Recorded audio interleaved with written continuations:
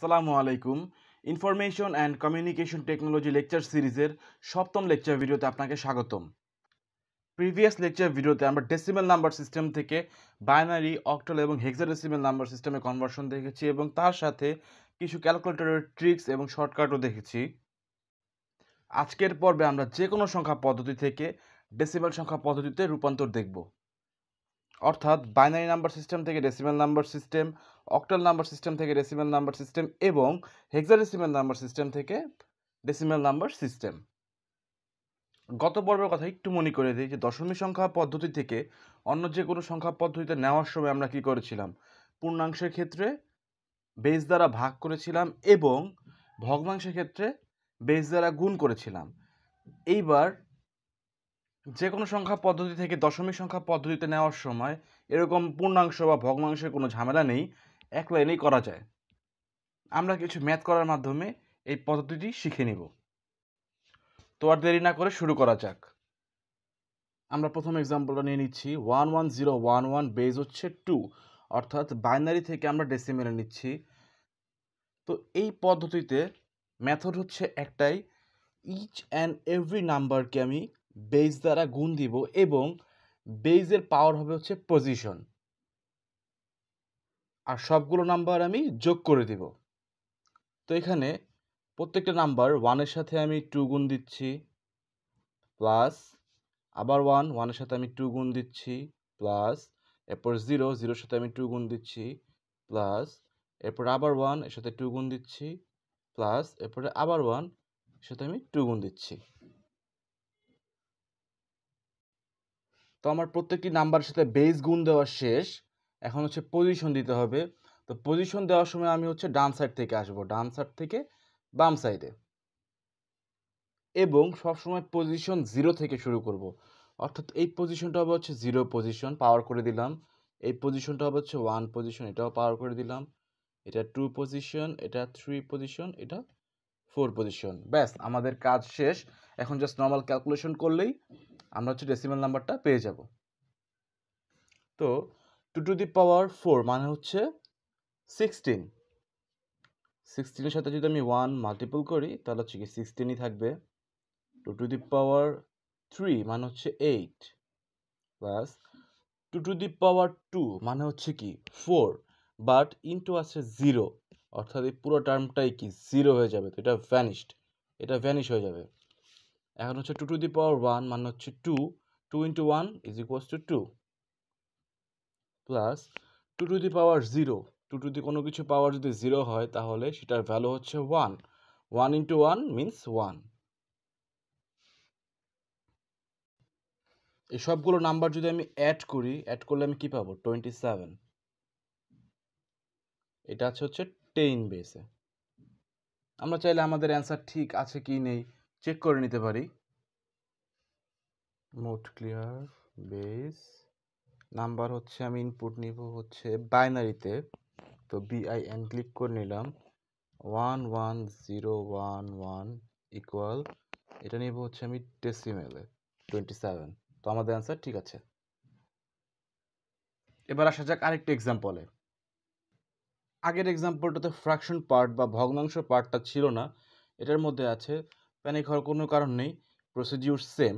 তো আমরা এখানে দশমিক কথা চিন্তা করবো না, নর্মালি প্রত্যেকটা নাম্বারের সাথে আমরা বেস দ্বারা গুণ করে দিব আগে।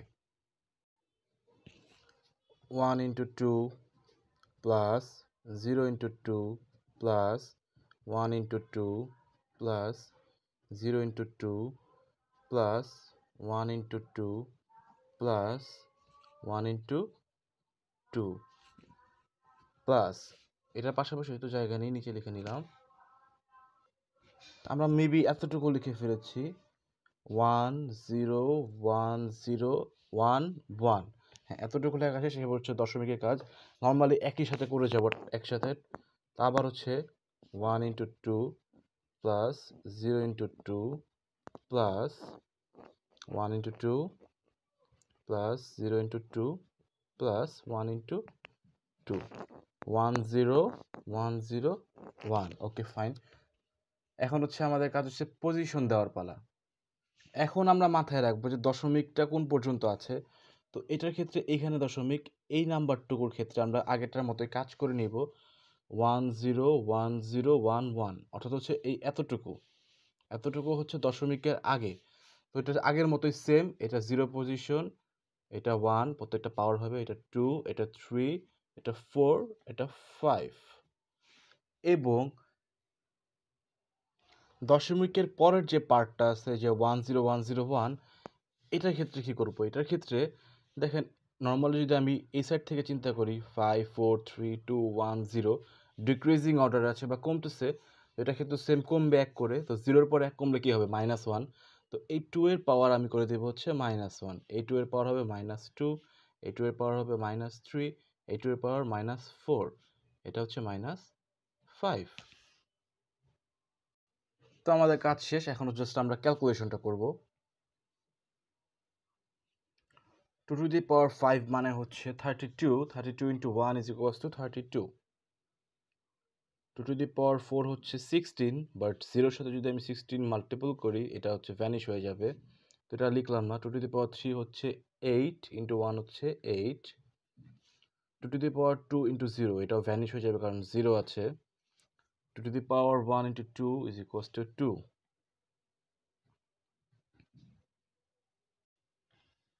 এরপর হচ্ছে 2 to the power 0 হচ্ছে 1, into 1 is equals to 1।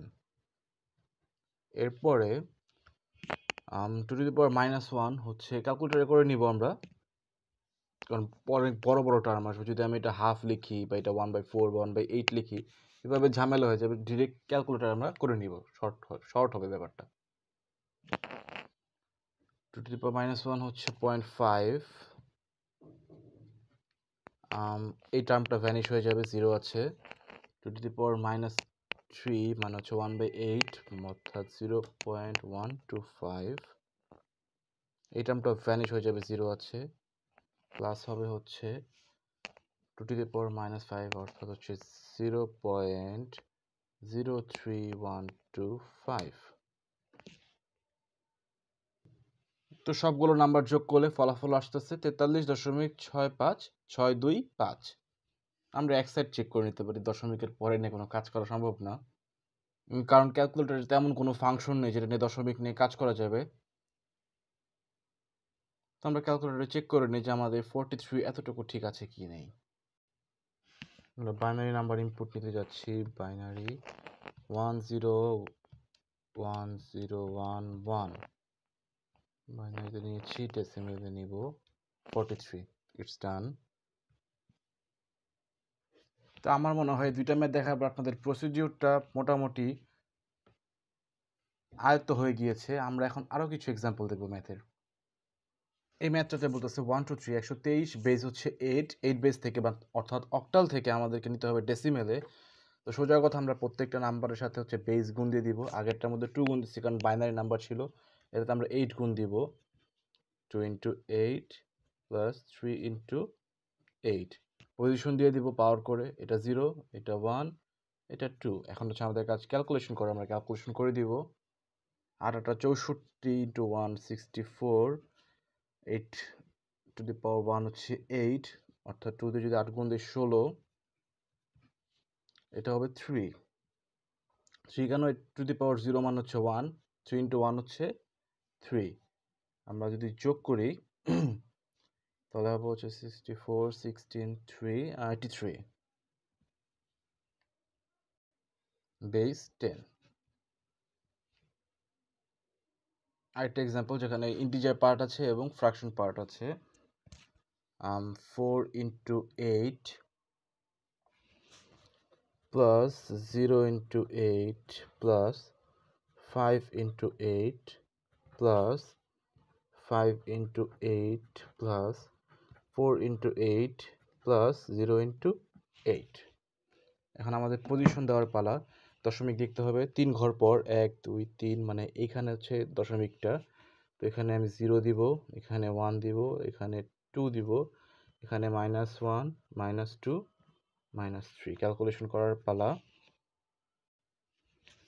80 square মানে হচ্ছে 64, 64কে যদি আমি 4 দিয়ে গুণ দেই 256 হবে। এই টার্ম ভ্যানিশ হয়ে যাবে, 0 আছে এখানে। 8 to the power 0 এটা হবে 5 প্লাস 5 কে যদি আমি 8 দিয়ে ভাগ দেই তাহলে হবে হচ্ছে 0.625 এবং 4 কে যদি আমি 64 দিয়ে ভাগ দিই তাহলে হবে হচ্ছে 0.0625 এটা আমার ভ্যানিশ হয়ে যাবে কারণ এখানে 0 আছে। আমরা সবগুলো নাম্বার অ্যাড করে নেই। অ্যাড করার পর পাচ্ছি 261.6875। Let's check it. Octal input নিচ্ছি 405 অক্টাল ইকুয়াল ডেসিমেলে নেব 261। ওকে, আরেকটি ম্যাথ দেখে নেই। বেস হচ্ছে 16 অর্থাৎ হেক্সাডেসিমেলে আছে, সেটা থেকে ডেসিমেলে নেব। Procedure again same, 3 into 16 plus 5 into 16 plus 2 into 16, এটা 0, এটা 1, এটা 2। 16 স্কোয়ার মানে হচ্ছে 256, 3 দিয়ে গুণ দিলে হবে 768। 5 into 16 580, 16 to the power 0 মানে হচ্ছে 1, into 2 হচ্ছে 2। If we add these numbers then we will get 850, এটা base হচ্ছে 10। Now in calculator we are going to take hexadecimal number as input, HEX 352 equal to we should convert to decimal 850। B5D 0.4816 base থেকে নিব হচ্ছে 10 বেজে, তো B into 16 plus 5 into 16 plus D into 16 plus 4 into 16 plus 8 into 16, 3 1 2 3, অর্থাৎ এখান থেকে এখানে হচ্ছে 0, এটা হবে 1, এটা 2, এটা -1, এটা হচ্ছে -2 ইকুয়াল টু। এখন এখানে একটা ব্যাপার আছে, যেখানে বি ডি এই ভ্যালুগুলো আছে, তো এগুলো একটা পার্টিকুলার ভ্যালু আছে। আমরা জানি যে এ এর ভ্যালু হচ্ছে 10, বি এর ভ্যালু 11 এরকম। তো ক্যালকুলেশনের জন্য আমরা এখানে একটা লাইন আমাদের এক্সট্রা করতে হবে, যে সময় আমাদের যে বিসি মানে এবিসিডি হেক্সাডেসিমেলের পার্টে, তো আমরা জাস্ট বি এর ভ্যালু বা ডি এর ভ্যালু লিখে একটা লাইন এক্সট্রা করে নিব, তারপর আমরা ম্যাথ সলভ করব। তো বি এর ভ্যালু হচ্ছে 11 into 16 square plus 5 into 16 to the power 1 plus D হচ্ছে 13 into 16 to the power 0 plus 4 into 16 to the power -1 plus 8 into 16 to the power -2। 16 square মানে হচ্ছে 256, 256 সাথে যদি আমি 11 গুণ দিই তাহলে পাবো হচ্ছে 2816, 2816, 516 হচ্ছে 80, এটা হবে 13, 4 divided by 16 মানে হচ্ছে 0.25 এবং 8 divided by 256 হবে